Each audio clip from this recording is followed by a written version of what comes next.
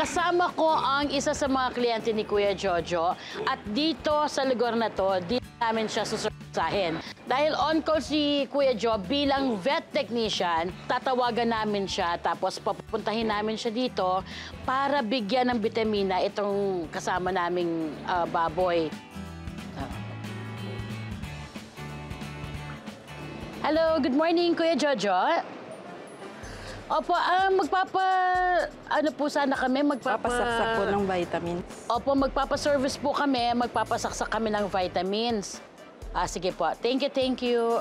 Nakakatawa pero, alam mo yung parang nakakatakot din baka kasi hindi siya sumipot. Ito po yung ipapa-check up po namin, Kuya. Wala akong dalang gamot. Ha? Ang sabi, vitamins lang daw. Ang dala ko, antibiotic.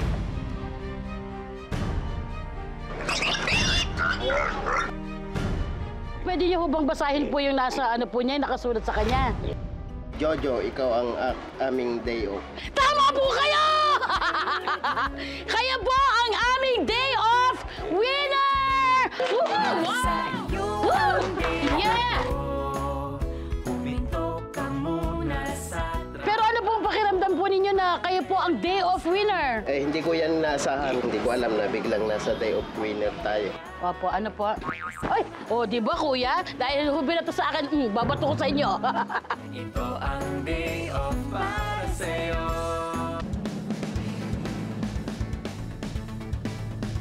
Tatay Jojo, nice to meet you po. Ako po si Ken-chan.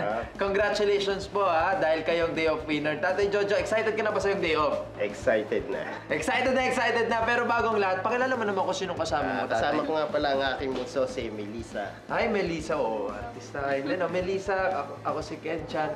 Kamusta ka, Melissa? Okay lang. Pogi ka naman na tatay pero mas papopogiin ka pa namin. Okay ba yun? Pwede. Ikaw din. Siyempre, Melissa, kasama ka dito, ha? Papagandahin at mas lalo ka pa namin papagandahin. Umpisa na natin!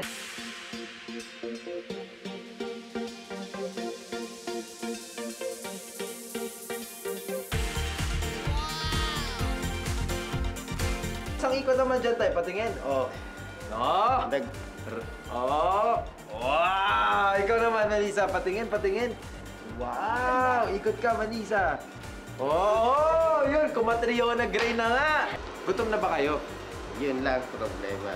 Ako din, gutom na ako. Tara, punta na tayo sa susunod nating sorpresa para sa inyo. Let's go! So, nandito tayo ngayon sa isang Korean-Japanese fusion restaurant. Mahilig ka ba sa Tay? Melissa? Mahilig ba kayo sa mga Japanese o Korean food?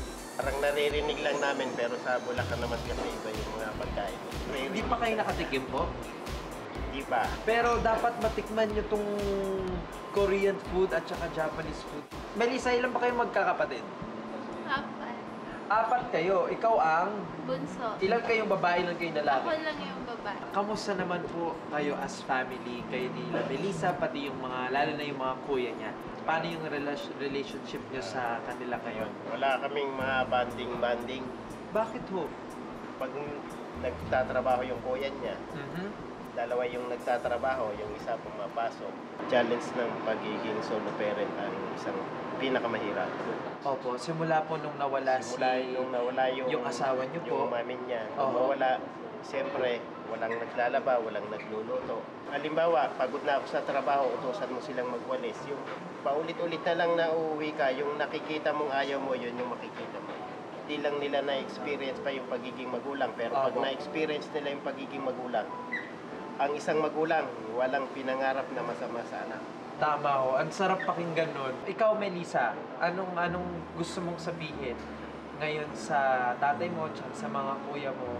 Yung parang dati yung magkakasama, sabay-sabay kumain, nag-uusap, tapos yung yung walang samaan na loob. At isa sa mga sorpresa ko sa inyo ngayon, Tatay Jojo at Melissa. Ladies and gentlemen, please welcome ang mga kuya ni Melissa. Tatay, ang mga anak mo. Kasama natin sila. Ayan, yan yung tatay niyo, si Tatay Jojo. Bless naman.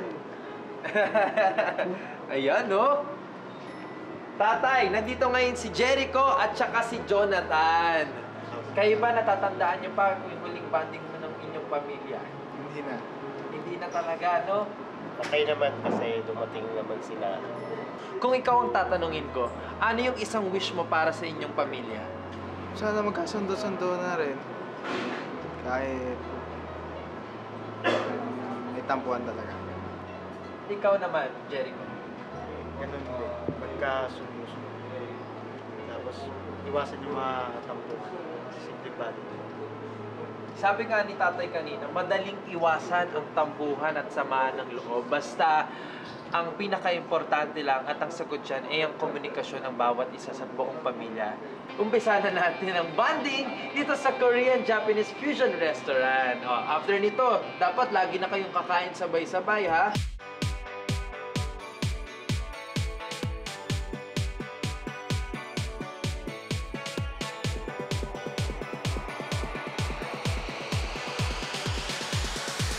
Okay, tikman natin kung gaano kasarap itong kanilang ipinagmamalaki na Samgyeopsal sushi.